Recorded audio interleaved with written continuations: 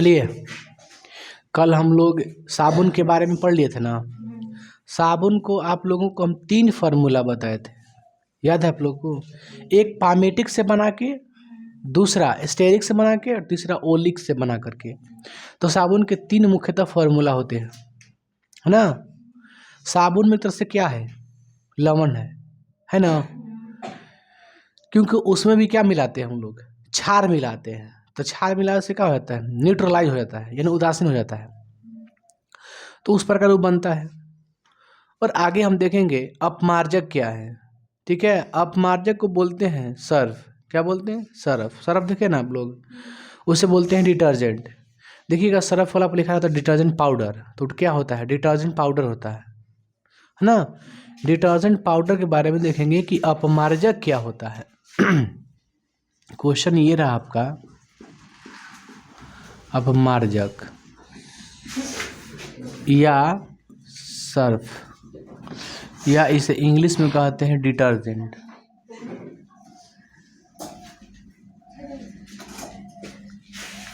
इसे क्या कहते हैं, डिटर्जेंट। ध्यान दीजिए, हम कब कहते हैं एक लंबी श्रृंखला, कब कहते हैं कि लंबी श्रृंखला है?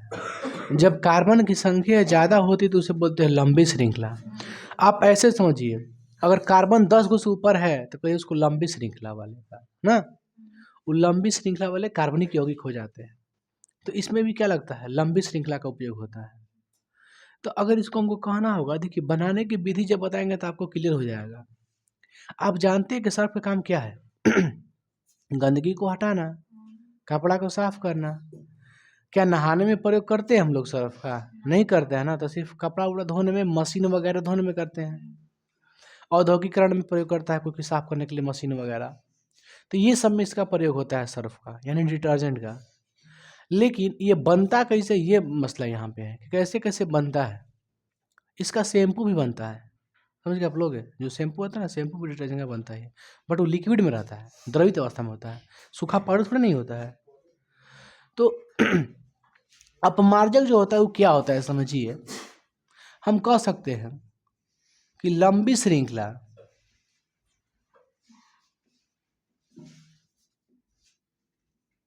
लंबी श्रृंखला वाले हम कह सकते हैं कार्बोक्सिलिक अम्ल। तो जितना भी अम्ल आता है कार्बोक्सिलिक से ही रिलेटेड होता है। जिसमें कार्बन है कार्बोक्सिलिक अम्ल, कोई अम्ल है उसमें क्या मिला है, कार्बन है, तो कार्बोक्सिलिक अम्ल।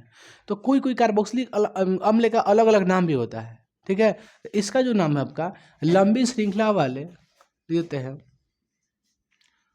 सल्फोनिक अम्ल। लंबी श्रृंखला वाले सल्फोनिक अम्ल के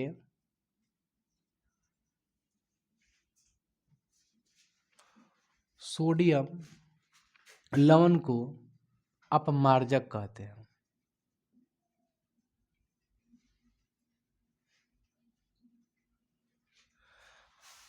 अगर आप पारा अगर आप चेंज करके लिखना चाहते हैं तो ये भी लिख सकते हैं। अर्थात यह एक रासायनिक पदार्थ है। यह क्या है, यह एक कृत्रिम रासायनिक पदार्थ है ना। ये नेचुरली नहीं होता है, इसको लोग बनाते हैं, है ना। नेचुरली नहीं होता है, लेकिन वो नेचुरल होता है। साबुन जो होता है नेचुरली होता है, क्योंकि पेड़ पौधा से बनाते हैं लोग, है ना। पशुओं की चर्बी से बनता है, तेल से बनता है साबुन। अर्थात यह एक रासायनिक पदार्थ है जो जल में घुलकर क्या देता है, झाग ऐसे लिखाता है, झाग बनाता है, झाग बनाता है और गंदगी हटाता है। इसे सिंथेटिक डिटर्जेंट भी कहते हैं। इन्हें क्या कह सकते हैं, इन्हें ठिठाना,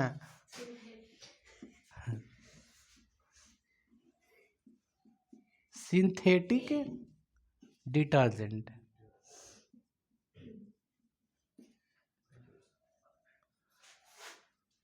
भी कहते हैं, है ना, समझे। लंबी श्रृंखला वाले सल्फोनिक अम्लों के सोडियम लवण को अपमार्जक करते हैं।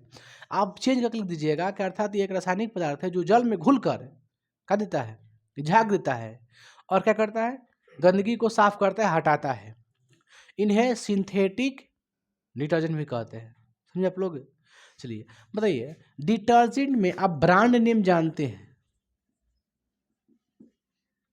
ब्रांड नेम में आता है एरियल शब्द के, एरियल, एरियल भी हो, एरियल क्या है, एरियल क्या है, डिटर्जेंट है, सर्फ है। और बताइए कोई, निरमा। हेलो, निरमा, घड़ी, क्या बाबू, और वीक, अच्छा हाँ व्हील। एक और तो आता है वो ट्रेड कैसे तो नाम से, व्हील तो आता है, कुछ और ही आता है। घड़ी हो गया, रियल, बस इतना है? चाबी,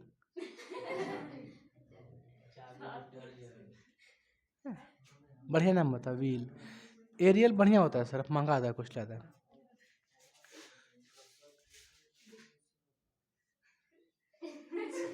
ये मालूम मतलब बताओ, लिख देते हैं। एगो हम ट्रेड के नाम से सुने यार, कुछ बोलता है, भूल गए। खैर ये सब जितना भी सब ब्रांड नेम है, ये इस सर्फ का ना नेम है। अब हम कह सकते हैं कि इंडस्ट्री का नेम है, चाहे कुछ भी।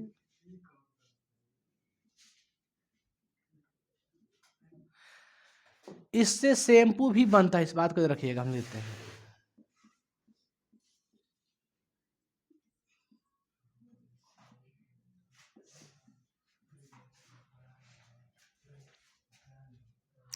आगे बढ़ते हैं, अब देख लेते हैं अब हम लोग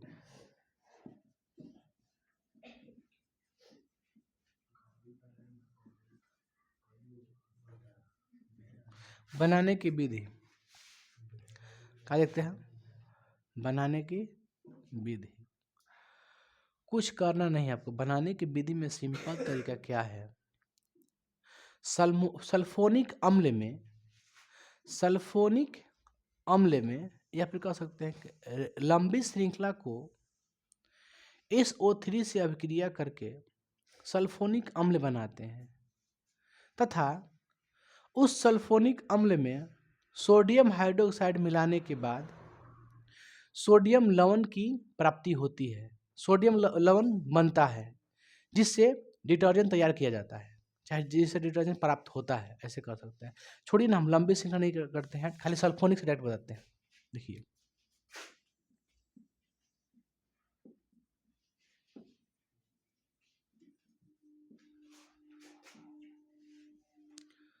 सल्फोनिक अम्ल को जब क्या लिखे हैं, क्या लिखे हैं, सोडियम हाइड्रोक्साइड। इसको पढ़िएगा, लिख देते हैं हिंदी में, सोडियम हाइड्रो ऑक्साइड से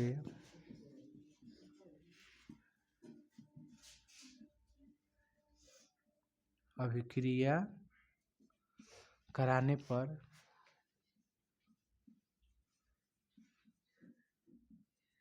सोडियम क्या बनता है, लवण बनकर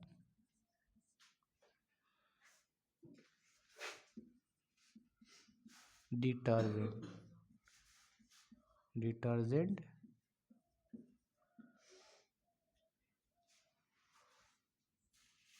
तैयार किया जाता है।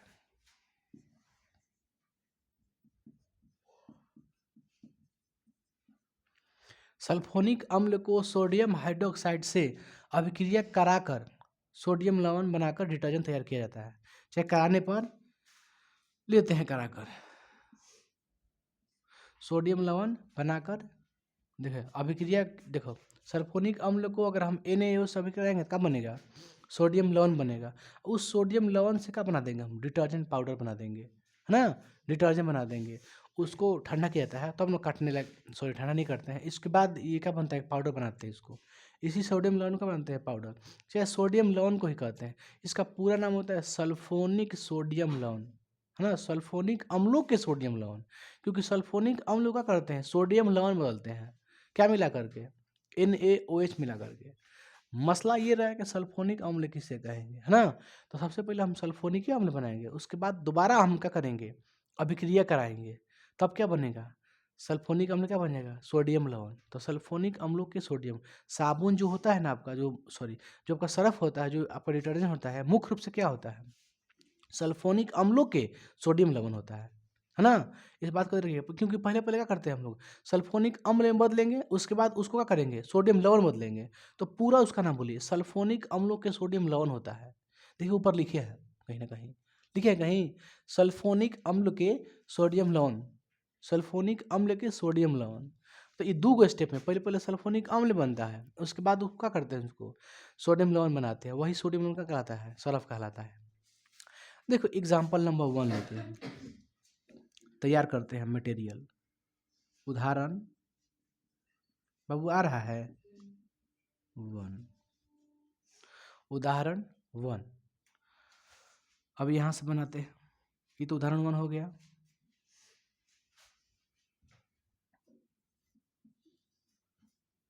स्टेप 1, कोई दिक्कत है, एग्जाम्पल 1 लेते हैं। अब स्टेप नंबर 1 बनाने का तरीका समझिए। सबसे पहले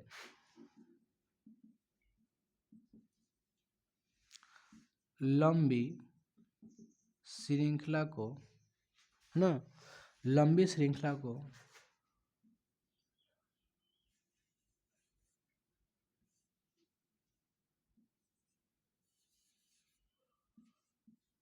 SO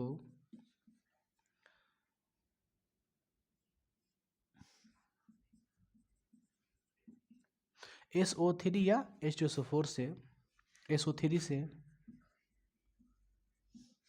अभिक्रिया करके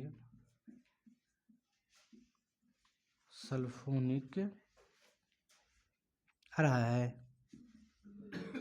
आ रहा है ना बाबू,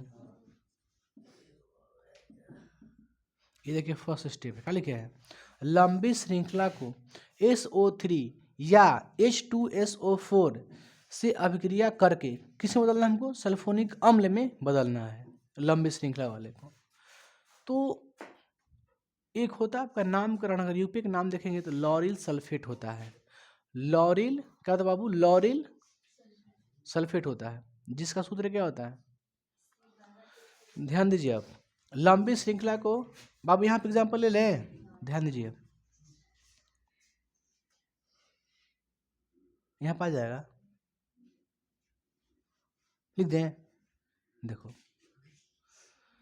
सबसे पहले हम क्या लेंगे, लंबी श्रृंखला, क्या लेंगे, लंबी श्रृंखला C12H25OH, किससे करना हमको अभिक्रिया, किससे करना अभिक्रिया, हमको करना है अभिक्रिया बाबू SO3 या H2SO4 से। तो हम करते हैं SO3, आप भी क्या करिएगा, SO3 से करिएगा।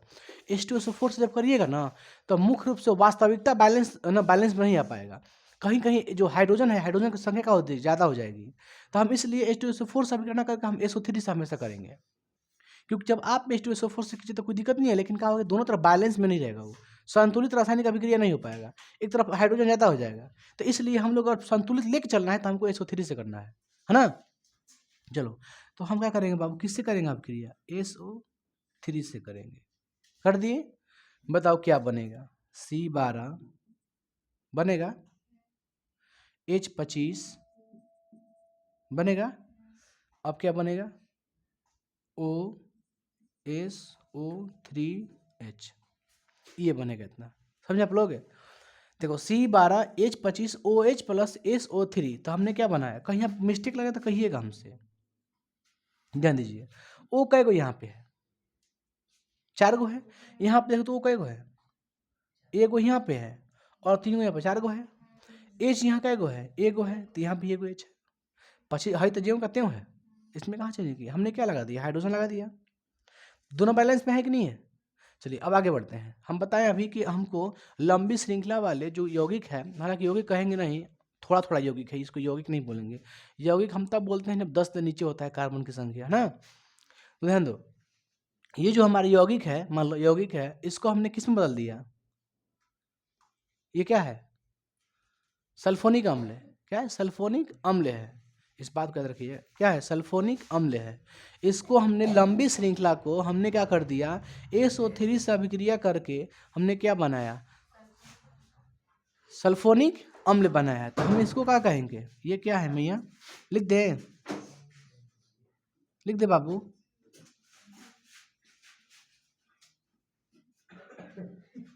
इसमें आप लोग कोई हर्ज है? हर्ज है? फर्ज है? फर्ज है। चलो अब हम देखते हैं क्या चीज, सेकेंड स्टेप। क्या देखते हैं? Second step. Second step, step number 2। Step number 2, अब क्या करेंगे हम लोग? सल्फोनिक अम्ल में, सल्फोनिक अम्ल में NaOH से अभिक्रिया करा के क्या बनाएंगे? सल्फोनिक अम्लों के सोडियम लवण, है ना। हम बताए ना कि फर्स्ट स्टेप में हम क्या बनाएंगे? सल्फोनिक अम्ल। हमने जब बनाने की विधि में लिखा तो हमने क्या लिखा? डायरेक्ट क्या लिखा? सल्फोनिक अम्ल में NaOH अभिक्रिया कर क्या बनाएंगे? सोडियम लवण बनाएंगे। उसके बाद क्या बन जाएगा? वो डिटर्जेंट। तो हमने सल्फोनिक अम्ल से पहले की बात नहीं लिखा, हमने क्या लिखा? डायरेक्टली सल्फोनिक अम्ल। अगर पहले का अगर बात लिखते कैसे लिखते हैं? लंबी श्रृंखला वाले यौगिक में SO3 से अभिक्रिया करके सल्फोनिक अम्ल बनाते हैं। सल्फोनिक अम्ल को सोडियम हाइड्रोक्साइड से अभिक्रिया करा करके डिटर्जेंट तैयार करते हैं। उतना हमको नहीं लिखना है। स्टेप नंबर 2, अब क्या करेंगे? लिख देते हैं पूरा विधि, लिख दें बाबू। आ रहा है अम्ल, सल्फोनिक अम्ल को NaOH से अभिक्रिया करके क्या बनाना? सोडियम लवण। आ रहा है ना? बनाना। इस सेकंड स्टेप होता है हमेशा, है ना, जब भी बनाइएगा। कहाँ है सल्फोनिक? ये है, उठा ले इसको, यहाँ पे आ जाएगा नहीं ना। C, देखो वैसे बना रहे हैं ना। C कितना है? C12 H25 OSO3H। किससे कराएंगे? करा दिए। क्या बनेगा आप बताओ? क्या बनेगा? तो हम बनाएंगे, देखो का C12 H25 OSO3Na+H2O। ठीक है बाबू, ध्यान दीजिए। सर लेते थे, क्या नाम था? लॉरिल सल्फेट का फॉर्मूला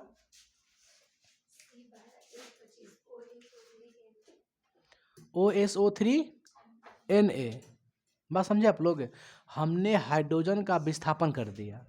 यहाँ पे हमने क्या किया? हाइड्रोजन का कर दिया, विस्थापन कर दिया। तो जब हमने हाइड्रोजन का विस्थापन करेंगे तो ये आ जाएगा सोडियम यहाँ पे, और H चल जाएगा वहाँ पे, है ना। H आ गया यहाँ पे तो HOH हो गया, तो क्या बन जाएगा? H2O बन जाएगा ना। H2 हो गया तो सोडियम आ गया यहाँ, H लग गया, H चल गया यहाँ पे, तो HOH को क्या लिखिएगा? H2O लिखिएगा। देखिए H2O बाहर हो गया, इसमें क्या लग गया? Na। इसी को बोलते हैं सल्फोनिक अम्लों के सोडियम लवण। ये क्या है? सोडियम लवण है। यही सोडियम लवण का कहलाता है डिटर्जेंट। इसी को बोलते हैं डिटर्जेंट, इसी को बोलते हैं सोडियम लवण, इसी को बोलते हैं लॉरिल सल्फेट। पूरा नाम lauryl sodium sulphate, sodium lauryl sulphate. पूरा नाम क्या है? सोडियम लॉरिल सल्फेट, है ना। देखो इसी का नाम बोलते हैं। ये क्या है? तो कहिए डिटर्जेंट यही है ना। अब इसको ना फ्रेश करके आदमी बना देता है डिटर्जेंट। इसी को क्या कहते हैं? सोडियम, इसका यूपिक नाम है सोडियम लॉरिल सल्फेट। इसी को क्या कहते हैं? सोडियम लवण, है ना। इसी को क्या कहते हैं? सोडियम लवण कहते हैं। समझे आप लोग? तो बताइए अपमार्जक क्या होता है? तो कहिए कि यह सल्फोनिक अम्लों के सोडियम लवण होता है ना, इस बात को हमेशा याद रखिएगा, ये सल्फोनिक अम्लों के सोडियम लवण होता है। बात समझ रहे हैं आप लोग क्या बता रहे हैं? वो भी जो साबुन होता है वो भी क्या होता है? सोडियम लवण होता है, लेकिन किसका? उच्च वसीय है ना, उच्च वसा के सोडियम लवण होता है वो, वसा। इसमें कोई दिक्कत आप लोगों को? एक और अभिक्रिया लिखना हमको, सेम एज, जिसका नाम है सिटाइल सोडियम सिटाइल सल्फेट, जिसका फॉर्मूला होता है, देखिए अब समझिए, लिख दो उसको भी इधर से। अब हम पूरा स्टेप 1 स्टेप 2 में सब हिंदी भाषा नहीं लिखेंगे, आप लिख दीजिएगा आप लोग अपने से ना। जब सेकंड एग्जांपल देंगे तो हम कैसे लिखेंगे? स्टेप 2 में सल्फोनिक अम्लों को NaS अभिक्रिया कराकर सोडियम, तो आप लिख लीजिएगा अपना। हम डायरेक्ट लिखेंगे NaOH अभिक्रिया करने पर, है ना। बात समझ रहे हो ना आप लोग? हिंदी लिख दीजिएगा, क्योंकि हमको स्पेस नहीं है यहाँ पे ना, तो स्पेस नहीं है तो हमको कुछ करना पड़ेगा। देखो हम, ये अलग हो गया, ये पार्टी अलग हो गया मेरे भाई, समझे आप लोग? चलिए दूसरा एग्जाम्पल, उदाहरण नंबर 2, उदाहरण नंबर 2, स्टेप 1 बाबू रे, स्टेप 1 में क्या करते हैं बताइए? स्टेप 1 में क्या करते हैं? SO3 से अभिक्रिया करते हैं ना, SO3 से। चलो तो फॉर्मूला किसका लिखें? सोडियम सिटाइल सल्फेट, C16 में बाबू होता है, देखिए ध्यान दीजिए, C16H33OOH, क्या होता है? OH, C16H33OH। चलिए आगे बढ़ते हैं, इसमें किससे अभिक्रिया करना हमको? SO3 से। क्या बनेगा मेरे भाई? तो कहिए कुछ नहीं बनेगा, सेम टू सेम कैसे बनाए हैं उसी वक्त बनाइए। कैसे बनाइएगा? तो C16H33OSO3H आ रहा है। थोड़ा सा स्पेस है क्या उधर? थोड़ा सा बड़ा कर देते हैं, C16H33OSO3H, ठीक है। चलिए C16H33OSO3H हमने यहाँ कर दिया NSO3 से अभिक्रिया। ये क्या है बताओ तो आप लोग? ये क्या है? क्या है? अरे पढ़ाए नहीं किया, इसको क्या बोलेंगे? सल्फोनिक अम्ल। ये सल्फोनिक अम्ल बदल गया, पहले आपको सल्फोनिक अम्ल बदलना है, समझे? और दूसरा वन उस सल्फोनिक अम्ल को सोडियम लवण बदलना है। सोडियम लवण में कब बदलेंगे? जब सोडियम लगेगा। ये क्या हो गया? सल्फोनिक अम्ल हो गया। आप समझो बाबू, समझो, है देख लिखे ना पहले स्टेप में हम बोल रहे हैं कि सेम टू सेम। ये क्या है? सल्फोनिक अम्ल है। अब बताओ सेकंड स्टेप, स्टेप नंबर 2। हम स्टेप 2 में क्या करते हैं? तो सल्फोनिक अम्ल में क्या मिलाते हैं? Sodium hydroxide. तो लिखो C16H33OSO3HNaOH एरो हो गया। अब क्या कन्वर्ट होता है आप जानते हैं? एच चल जाएगा वहाँ, ओ आ जाएगा यहाँ, काम खत्म। C16H33OSO3Na हाइजलवा, थोड़ा सा बड़ा कर दो, मज़ा नहीं आ रहा है। NaSO, अरे यार, है ना?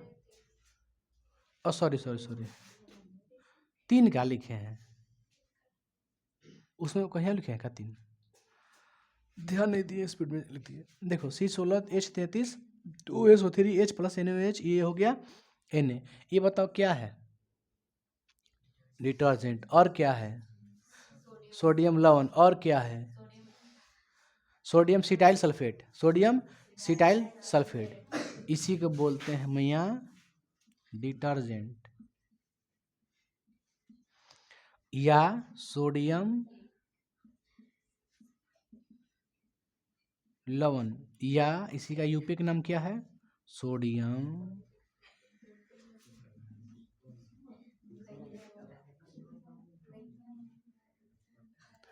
नहीं आ रहा है?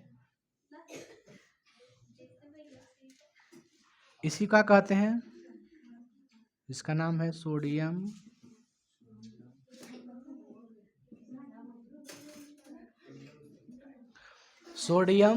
Cetyl sulphate. आप सभी को इसमें कोई दिक्कत लग रहा है आप लोग को? डायरेक्टली तो हम फॉर्मूला लिखने से बढ़िया है कि हम बना देंगे रिएक्शंस, है ना। अपमार्जक देखो, डिटेल में बताते हैं। अपमार्जक जो सर्फ हो, जो डिटर्जेंट होता है, जो सर्फ हम कहते हैं, सर्फ एक अपमार्जक है। सर्फ क्या है? एक अपमार्जक है। सभी के सभी अपमार्जक सर्फ नहीं होते हैं, समझे आप लोग? ये हम डिटेल बता रहे हैं, आपके बिहार बोर्ड से नहीं बता रहे हैं। सभी के सभी सर्फ क्या है? अपमार्जक है। लेकिन सभी के सभी अपमार्जक सर्फ नहीं है। रीजन क्या है? हम लोग अपमार्जक का मतलब सर्फ कहते हैं, हालांकि रियल मुझे तो सर्फ नहीं होता है। अब अपमार्जक का मतलब ये होता है जीवाणु कीटाणु को मारने वाला दवा, जो रासायनिक चीज होता है उसको बोलते हैं। जैसे फिनाइल का नाम सुने आप लोग? दवा छोड़ने फिनाइल सुनते हैं ना, फिनॉल। और बहुत सारा आता है। डिटॉल का नाम सुने हैं, जो लिक्विड होता है डिटॉल, वो भी कीड़ा मारने के लिए लगता है। दवा घाव घाव मतलब साफ करने के लिए होता है उसका प्रयोग। तो उस समय हम अपमार्जक का प्रयोग करते हैं। लेकिन अपमार्जक का ही एक हिस्सा कौन होता है? सर्फ, समझे? अपमार्जक का हिस्सा होता है सर्फ, तो इसलिए हम सर्फ को ही क्या मान के चलते हैं? अपमार्जक प्योर। आपके 10th में क्या दिया? अपमार्जक मतलब क्या? सर्फ यानी डिटर्जेंट। डिटर्जेंट का मतलब क्या होता है? सर्फ या फिर अपमार्जक। तो आप इसमें मत भूलिए, अपमार्जक कहते हैं मतलब कोई चीज सर्फ, समझे ना आप लोग?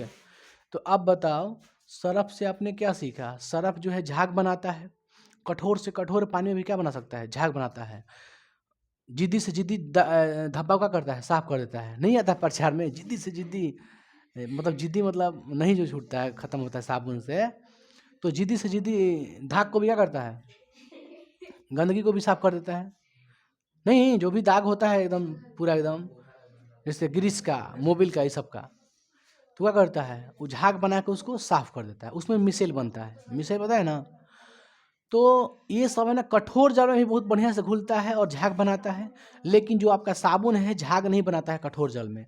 नॉर्मल जल में झाग बना लेता है, कठोर जल में नहीं बनाता है, समझे? साबुन जो है आपका कम प्रदूषण फैलाता है, सर्फ जो है ज़्यादा प्रदूषण फैलाता है। साबुन कैसा बनता है? वो उच्च वसीय अम्लों के सोडियम लवण होता है। लेकिन वो जो होता है आपका सल्फोनिक अम्लों के सोडियम लवण होता है। कौन? अपमार्जक। बहुत सारा अंतर है, हम लिख देंगे अंतर इसके बाद। पहले आप लोग इसको उतार लीजिए बढ़िया से, उतारिए। चलिए बाबू, ये रह गया आप लोग का प्रश्न, साबुन और अपमार्जक में अंतर। ये प्रश्न आपके एग्जाम में बहुत ही इंपॉर्टेंट, बहुत बार पूछा भी है ना, इसलिए इसको भी लगाते हैं। चलिए इसका अंतर देखते हैं। अब बताओ, हम लोग जब साबुन बना रहे थे तो साबुन कैसे बना था? तो कहेंगे उच्च वसीय सोडियम लवण। क्या होता बाबू? यह उच्च वसा के सोडियम लवण है, लवण होता है। यह सल्फोनिक अम्लों के सोडियम लवण होता है। सब पढ़ा दिए हैं बाबू। यह कठोर जल में झाग उत्पन्न नहीं करता है। यह कठोर जल में झाग उत्पन्न करता है, ठीक है। तीसरा, यह जल में कम घुलनशील होता है। यह जल में अधिक घुलनशील होता है। चौथा,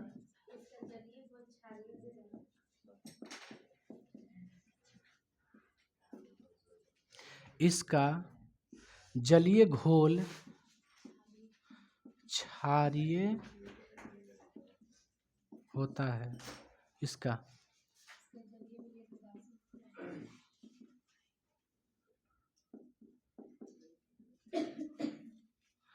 इसका जलीय विलयन न्यूट्रलाइज होता है ना, उदासीन होता है।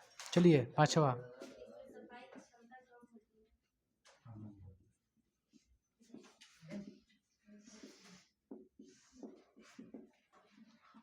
इसमें सफाई की क्षमता कम होती है। कहाँ लिखे? इसमें अधिक होती है, इसमें अधिक होती है। आप बना के लिखिएगा, इसमें सफाई की क्षमता अधिक होती है ना। 6,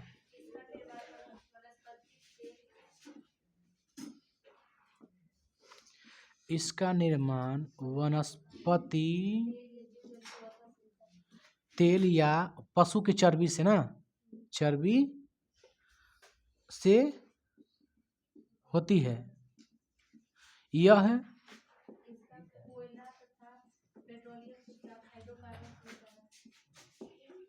कोयला या पेट्रोलियम हाइड्रो कार्बन से होता है। चलिए बाबू 7वां,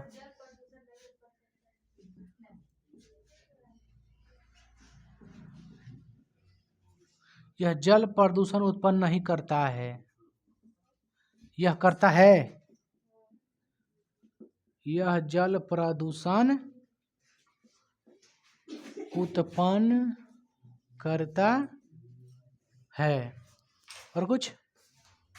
चलिए एक और लेते हैं बाबू, एक आ जाएगा तो आ जाएगा, आ जाएगा ना। 8वां जगह है, देखो तो यहाँ।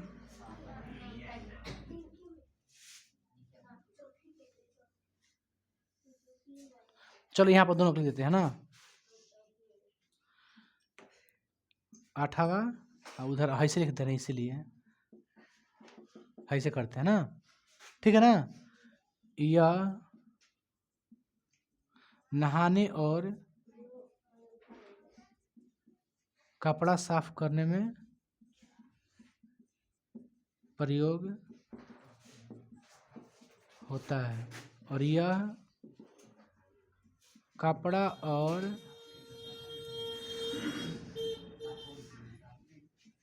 मशीन औद्योगिक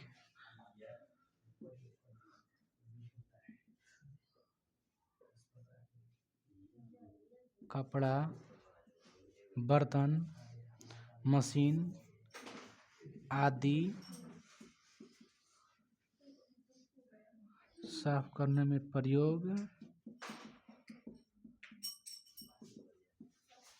कोई दिक्कत है आप लोग को इसमें?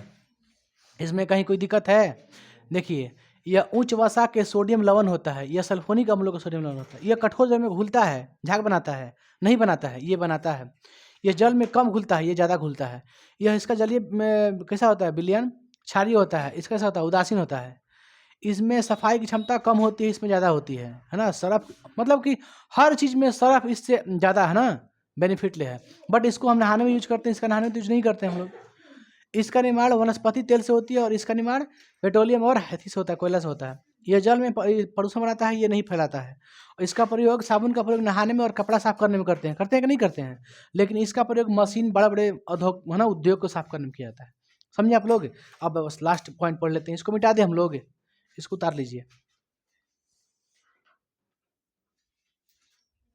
देखिए बाबू, आप लोग को समव्याप्तता निकालने का तरीका बता दिए थे ना, फॉर्मूला का दिए थे। 2 के घात n-4। मीथेन, एथेन, प्रोपेन का कितना होता है समव्याप्तता? 1 होता है। बाकी सबका निकालना पड़ता है फॉर्मूला के अकॉर्डिंग, निकलते हैं ना। अब पढ़ेंगे हम लोग कि सहसंयोजक आबंध कैसे निकालते हैं, है ना। ये पूछता है आपसे आबंध की संख्या।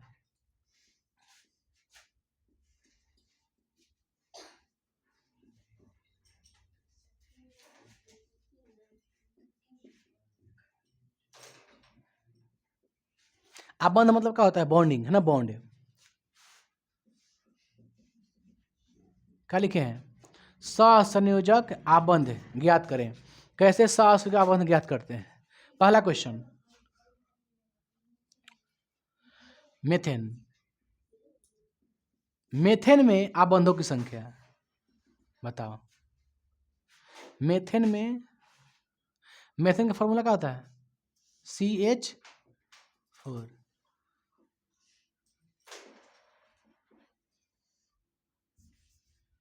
कितने आबंध होते हैं बताओ। मेथेन में कितने आबंध होते हैं? देखो बाबू, बनाएंगे स्ट्रक्चर, संरचना बनाएंगे। क्या बनाएंगे? संरचना। सी, एगो इधर H, एगो इधर H, एगो इधर H, एगो इधर H। आपको देखने से कई गो बॉन्ड दिखाई दे रहा है? एगो बॉन्ड, दो गो बॉन्ड, तीन गो बॉन्ड, चार गो बॉन्ड। बताइए इसकी कितना हो गया आबंध? 4। बस समझे? आबंध निकलना है आप लोग को। दूसरा, एथेन का कितना होता है बताओ तो? एथेन का फॉर्मूला क्या होता है? C2H6। बताओ इसमें कितना होगा आबंध? H H H H H H। सी पर 3 गो, इधर 3 गो, 6 गो, खत्म हो गया ना। अब बताओ कितना बंध है? आबंध कितना है? 1 2 3 4 5 6 7, 7 आबंध। कोई हाइड्रोजन गिन के नहीं करिएगा ना, कोई हाइड्रोजन गिन के मत मरिएगा। बॉन्डिंग गिनना है। 1 bond, 2 bond, 3 bond, 4 bond, 5 bond, 6 bond, 7 bond. 7 answer हो गया। बात समझे? फिर मेथेन प्रोपेन का क्या होता है? C3H8। CCC, एगो दूगो तीन गो, दूगो तीन गो, तीन गो, गिनो कोई गो है? 3 3 6 7 8 9 10, 4 है ना। 5 6 7 8 9 10, कितना आबंध? 10 आबंध है ना। तो ये प्रश्न आपके एग्जाम में पूछता है। मीथेन का, चाहे प्रोपीन का पूछ देगा, नहीं पूछ सकता है प्रोपीन का, कुछ भी पूछ सकता है। पूछता है कि आबंध की संख्या बताएं, तो ऐसे निकालते हैं, गिन लेते हैं बॉन्ड कितना है, अब बस काउंट कर देते हैं कितना है। बॉन्ड ऐसे लगाना आपको हमेशा। सी पर हमेशा 4 गो रहता है हाइड्रोजन। देखो सी पे क्या गो रहता है? 4 गो रहता है हमेशा। 1 गो बॉन्ड, 2 गो बॉन्ड, 3 गो बॉन्ड, एगो 4 गो बॉन्ड। ई भी सी पे 4 गो रहता है। 1 गो 2 गो 3 गो, एगो वाला 4 गो है ना, सब पे 4 गो। ये सब कुछ 4 रोटी देना है आपको। अब गिन लो क्या गो है बॉन्डिंग? 10 गो, तो 10 आंसर निकालना है आप लोग को ना, तो निकाल लीजिएगा अब इसको। ठीक है, इसको निकाल लीजिए। अब पूछ लेते हैं आप लोग से ऑब्जेक्टिव। तो टारगेट बताइए बाबू, थोड़ा तेजी में बताइएगा। ठीक है, देखते हैं ऑब्जेक्टिव उस लायक है तो पूछ देते हैं आप लोग से। कहाँ है? कितना पेज है भाई?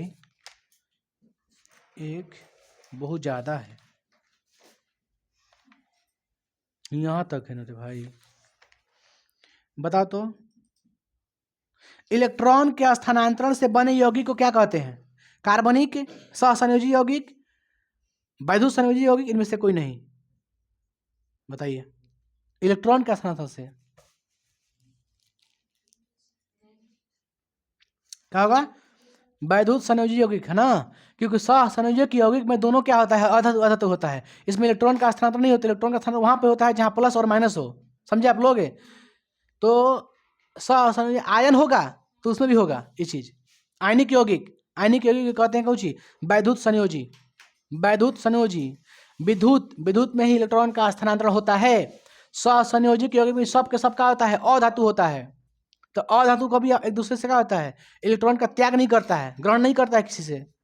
अब एगो प्लस एगो माइनस, भले एगो प्लस देगा, एगो माइनस लेगा, वो अलग चीज है। दूसरा कह रहा है CH3 CH2 CH2OH का यूपेक नाम क्या है? CH2 CH2 CH फिर कितना है? 2 CH2OH का यूपेक नाम। CH2 CH2 का यूपेक नाम दिमाग लगाओ। प्रोपेनॉल।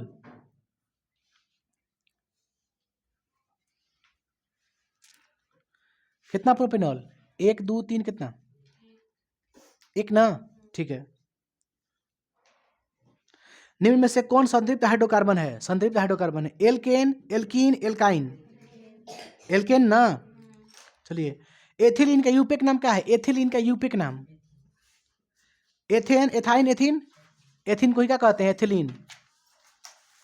आगे बढ़ते हैं। मीथेन के अणु का आकार कैसा होता है? एक रेखीय, वलयाकार, समचतुष्फलकीय, अष्टफलकीय।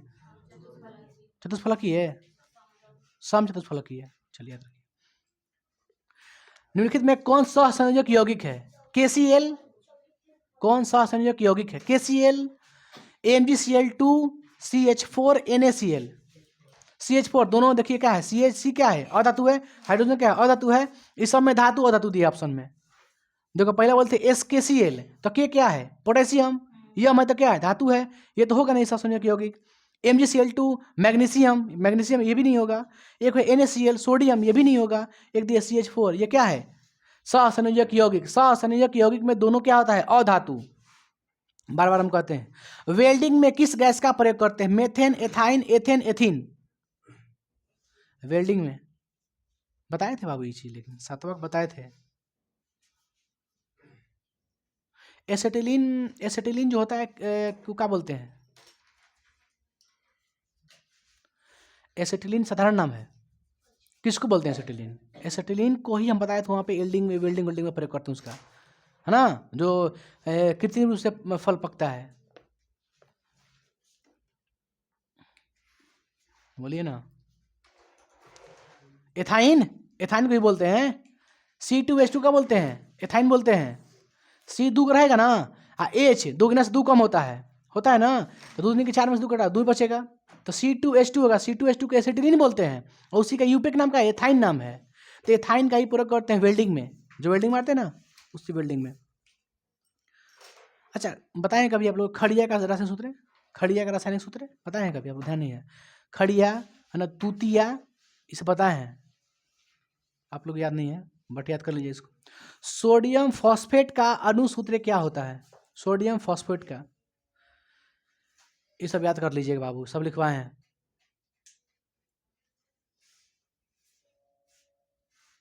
एथिल एल्कोहल का, एथिल एल्कोहल का व्यापारिक उत्पादन किस रासायनिक क्रिया द्वारा किया जाता है, उपचयन, अपचयन, किण्वन, भर्जन।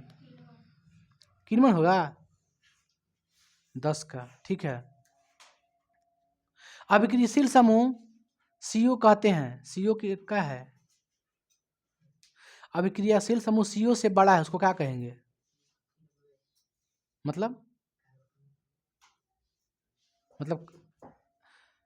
कार्बोक्सिल समूह होगा ना, ठीक है, ठीक है। एथेन का अणुसूत्र C2H6 है, इसमें कितने सहसंयोजक आबंध होंगे, 7 गो, तुरंत बताएं। इनमें से कौन सा यौगिक ईंधन के रूप में इस्तेमाल किया जाता है, इथेनॉल, प्रोपेनॉल, इथेनोइक अम्ल, इनमें से सभी बताइए। इथेनॉल दिया है, इथेनॉल देखिएगा। कौन सा हाइड्रोकार्बन सबसे तरल यौगिक है, तरल यौगिक है, मीथेन, इथेन, प्रोपेन, ब्यूटेन, तरल यौगिक है। मीथेन, इथेन, प्रोपेन, ब्यूटेन, चार में से कौन हाइड्रोकार्बन है जो सरल यौगिक है, तरल बोल रहे हैं, सरल यौगिक है, बताइए। इसमें दिया मीथेन। कार्बन हाइड्रोजन से संयोग करके क्या बनाता है, हाइड्रोकार्बन ना, तब बोलिए। प्रयोगशाला में संश्लेषित पहला कार्बनिक यौगिक क्या था, CH4, CH3COO, CH3, NH2CO, NH2, CH3COOH, हाँ NH2CO, NH2, किसका फॉर्मूला है, यूरिया का। कार्बोक्सिलिक एसिड समूह कौन सा है, CHO, CO, NH2। कार्बोक्सिलिक अम्ल का संकेत क्या है, ठीक है आगे बढ़ते हैं।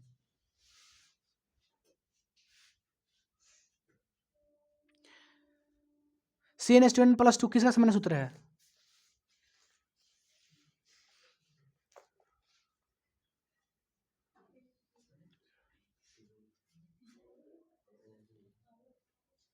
नहीं बताइएगा। CnH2n+2 गरा कहीं का पकड़ा ही रहता है। एल्केन का है, केल्किन का है, केल्काइन का है, हाँ तब बोलो एल्केन, ज़्यादा दिमाग मत लगाओ, बोलिए। बढ़िया क्वेश्चन है, जो बताएगा उसी समझ जाएंगे, पढ़ा है। नाइट्रोजन अणु में कितने सहसंयोजक बंधन होते हैं, नाइट्रोजन अणु में कितने सहसंयोजक बंधन होते हैं, कितने होते हैं, 3, ठीक बोल रहा है, हम बताए भी हैं कि N2 रहेगा, दोनों अपने आप में ट्रिपल बॉन्ड से बनता है। संगमरमर का रासायनिक सूत्र क्या होता है, संगमरमर का रासायनिक सूत्र बताइए, CaCO3 कैल्शियम कार्बोनेट। चीनी का रासायनिक सूत्र क्या होता है, C12 ना, H22O11। चलिए आगे बढ़ते हैं। इथाइल एल्कोहल का अणु सूत्र क्या होगा? Ethyl alcohol, ethyl. देखिए अल्काइल समूह का हम फार्मूला आते हैं, एल्काइल से जो भी आएगा क्वेश्चन, एल्काइल, एल्काइल का फार्मूला होता है CnH2n+1, इसको समझिएगा।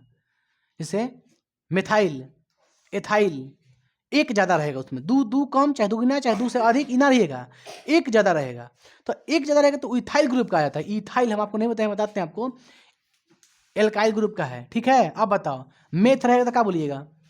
मिथाइल।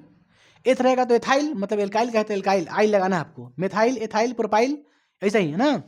तो बोलेंगे मिथाइल किसे होगा? तो C1H, 2 एकम 2, 1 गया तो 1 CH, CH क्या है? सॉरी C1 3 होगा बाबू, हो गया। इसमें क्या है, दोगुना से एक अधिक होता है, दोगुना से एक अधिक होता है। तो अब बताइए हमको फॉर्मूला देते हैं, क्या पूछें आपसे? इथाइल एल्कोहल का अणु सूत्र क्या होता है? इथाइल, इथाइल C2H5 और एल्कोहल है OH, ठीक है ना। इथाइल एल्कोहल का ये याद रखिएगा ना, अल्कोहल का है तो OH लगा दीजिएगा, बहुत अच्छा चीज़ है ये लिख दीजिएगा साइड में। कह रहा है निम्नलिखित में से कौन सा एरोमेटिक हाइड्रोकार्बन है? एरोमेटिक बताएं आप लोग को, ठीक है। CH4, C2H4, C6H6, C3H8, C6H6 aromatic hydrocarbon है ना। बेंजीन, याद रखो बाबू।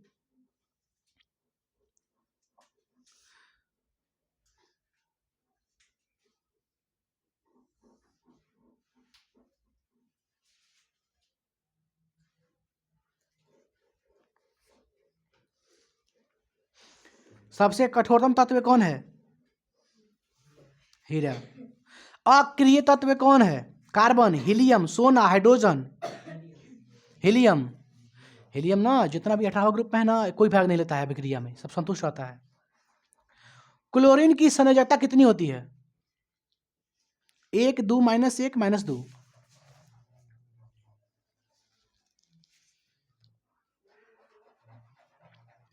क्लोरीन की संयोजकता कितनी होती है?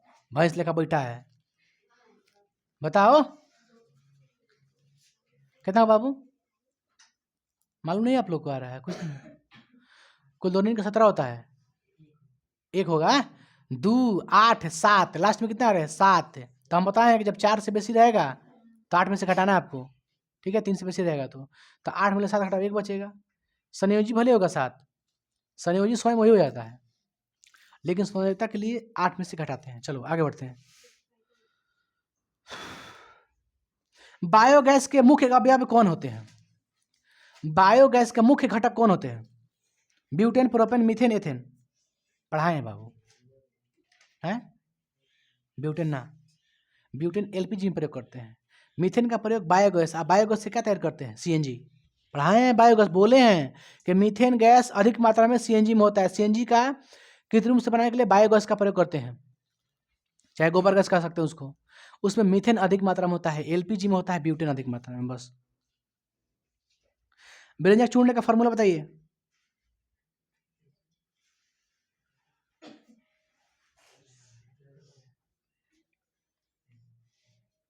चलिए आगे बढ़ते हैं। एथिलीन है, paraffin, olefin, alkane, alkyne. Ethylene क्या है? Paraffin, olefin, alkane, alkyne. क्या है? ओलेफिन है, ओलेफिन। एल्किन नहीं, एल्किन को क्या बोलते हैं? अरे कहता हम पढ़ाए हैं ये सब। पैरा ठीक बोला है वो, अच्छा बोला है। एथिलीन बोले हैं ना हम, एथिलीन बोले हैं ना, तो देखो क्या बोला है, ओलेफिन होगा, ठीक है। क्या होगा? ओलेफिन।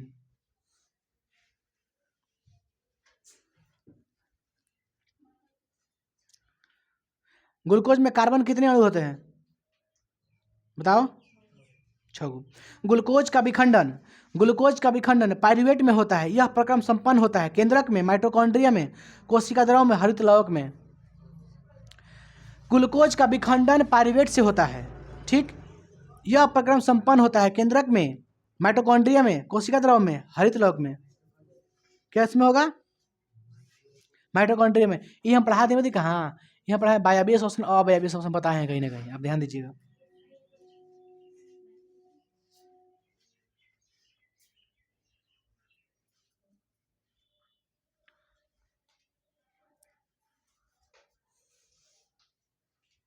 अब आप लोग को आणविक भार निकालने आता है, आणविक द्रव्यमान C6H6 का निकालने का आप लोग को 9th क्लास में सिखाया आप लोग को।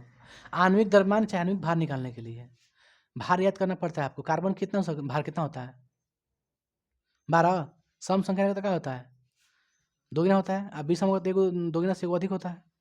तो कार्बन की कितना होती है संख्या, कार्बन की परमाणु संख्या 6 होती है, तो भार कितना होगा 12, 12 6 72, हाइड्रोजन का 6, 72 6 कितना होगा 78 हो गया। तो C6H6 का भार कितना होगा, देखो हम बता रहे हैं भार निकालने का तरीका।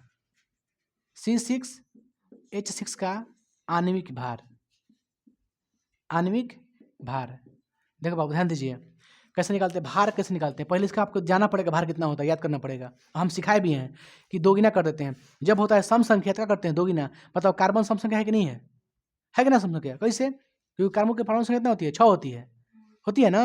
तब इसका मतलब भार कितना होगा, कार्बन का भार कितना होगा, भार होगा 12। हाइड्रोजन का भार कितना होता है परमाणु संख्या 1, तो इसका भार भी कितना होता है 1 ही होता है, याद रखिए 1। ठीक बाबू, हमको निकालना है C6H6 का आणविक भार, दोनों को मिला के बता रहा है। अब बताओ C कै गो है 6 गो है, एक गो C का भार कितना होता है 12, तो 6 गो C का भार कितना होगा 72 ना। ये देखो ऐसे बनाना है 6 गुने 12 प्लस H का कितना होता है परमाणु संख्या कितना होता है, ये कै गो है बताइए 6 का H कै गो है 6 गो, इसका भार कितना होता है 1। परमाणु संख्या से मतलब ही नहीं है, भार से मतलब है, और कै गो है उससे मतलब, कै गो है 6 गो है तो 6। इसका कार्बन का भार क्या होता है 12, हाइड्रोजन कै गो है 6 गो, इसका भार क्या होता है 1। अब 12 छक 6 एकम कितना हो जाएगा, कितना भार होगा। C6H6 का भार कितना होगा 78। ऐसे निकाल लीजिएगा आप लोग, मिलेगा तो ना, लेकिन भार आपको याद करना पड़ेगा, ये तो कोई नहीं। सोडियम का भार कितना होता है 23 होता है, क्योंकि सोडियम क्या पाता है 11 पाता है, 11 की विषम संख्या आता है। विषम संख्या का सिंपल तरीका क्या है, 2 गुना से 1 अधिक कर दीजिए, 11 दूनी 22 1 23, तो सोडियम का भार कितना होगा 23।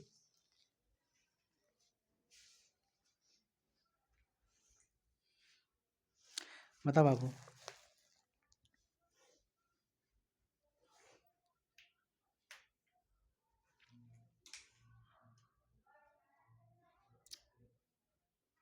सब चिल्ला रहा है, आगे बढ़े हम लोग, बता दो बाबू।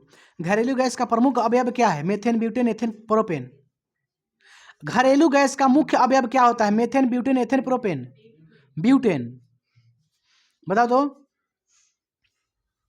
कार्बन की परमाणु संख्या कितनी होती है 6। C60 फुलेरिन की आकृति निम्नलिखित में से किसके जैसी होती है, नाशपाती, फुटबॉल, डमरू, चतुष्फलकीय। फुटबॉल का आकार होती है ना, ठीक है। आयोडीन को निम्नलिखित में से किस तरह को घोलने से टिंचर आयोडीन बनता है, क्लोरोफॉर्म, ईथर, कार्बो, टेट्राक्लोराइड, एथिलीन। इसको याद रखिएगा बाबू, बहुत इंपॉर्टेंट है, कहीं आप लोग को मिलेगा मेरे मटेरियल में।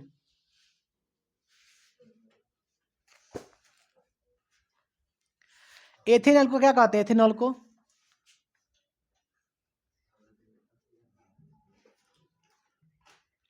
बाबू, एथेनॉल को ही क्या कहते हैं पता है, एथेनॉल को ही कहते हैं, नॉर्मल में कहते हैं एल्कोहल, एल्कोहल को ही क्या कहते हैं एथेनॉल। इस बात का याद रखिए, पेपर में पूछ सकता है आपसे।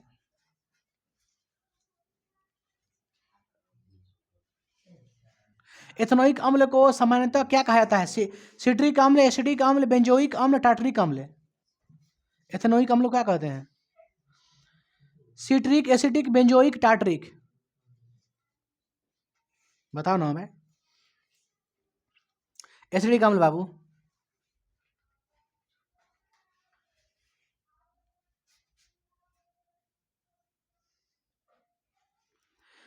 निम्न में से कौन से असंतृप्त हाइड्रोकार्बन है, मेथेन, एथेन, एथीन, इनमें से सभी।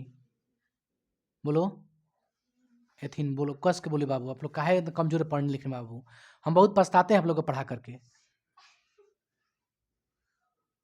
डालडा में उपस्थित वसा अम्ल किस प्रकृति का होता है, संतृप्त, असंतृप्त, आंशिक संतृप्त, अति संतृप्त। डालडा में उपस्थित वसा कैसा होता है? संतृप्त। हमको तो लगता है ठीक है संतृप्त है। हम बताए थे वसा उस समय किसको बताए थे कि असंतृप्त होता है? पामीटिक, स्टीयरिक दोनों संतृप्त होता है, लेकिन ओलिक बताए थे आपको असंतृप्त होता है। बताए थे, आप ध्यान नहीं दिए हैं।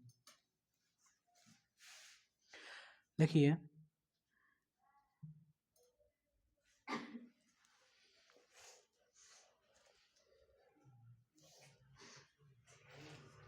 वनस्पति तेलों में होती है संतृप्त हाइड्रोकार्बन, लंबी असंतृप्त, लंबी लघु असंतृप्त, लघु संतृप्त। बताओ, हमेशा संतृप्त कहिए।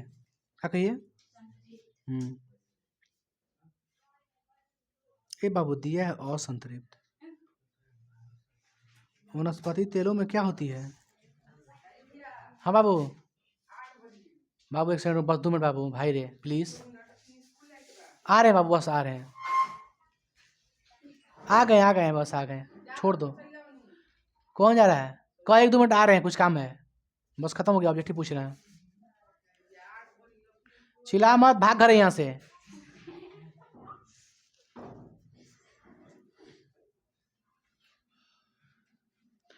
बता तो अमोनिया के अणु में नाइट्रोजन हाइड्रोजन के परमाणुओं की संख्या अनुपात में कितनी होती है? ठीक है,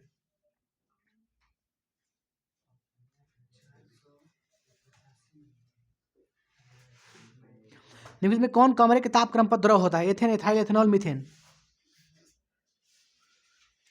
एथी होगा ही, एथेनॉल होगा, एल्कोहल।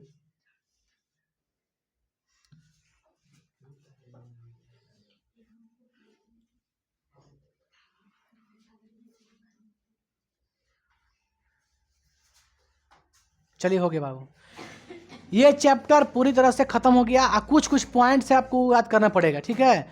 इसको रिवीजन कर लीजिएगा, बहुत कंप्लीट होगा। इसको उतार लीजिए आप लोग।